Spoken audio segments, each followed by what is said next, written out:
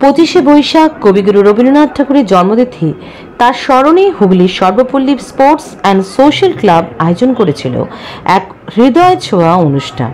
ক্লাবের সদস্য ও স্থানীয় মানুষের উপস্থিতিতে উৎসবের পরিবেশে মুখরিত হয়ে ওঠে সমগ্র এলাকা। অনুষ্ঠানের সূচনা হয় রবীন্দ্রনাথের ছবি প্রদীপ প্রজ্বলনের মাধ্যমে। এরপর একে একে পরিবেশিত হয় তার লেখা গান, কবিতা ও নাট্যাংশ। ছোট থেকে বড় সকলেই অংশ নেন এই বর্ণাঢ্য সাংস্কৃতিক পর্বে।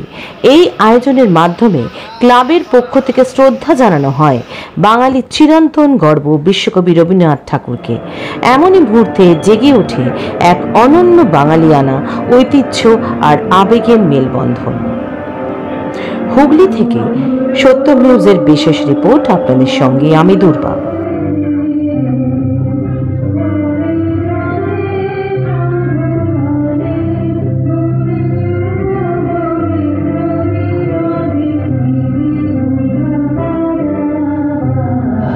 সর্বপল্লী স্পোর্টস অ্যান্ড সোশ্যাল ক্লাবের পক্ষ থেকে আপনারা দেখছেন প্রত্যেক বছরের মতো এই বছরও আমরা রবীন্দ্র জয়ন্তী পালন করছি। আজ 25শে বৈশাখ, 165তম কবিগুরু জন্মদিবস।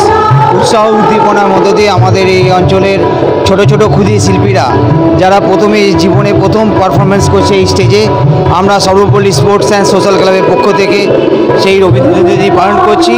বহু মানুষ এসে উপস্থিত হচ্ছেন, এই বলেই আমরা শেষ করছি।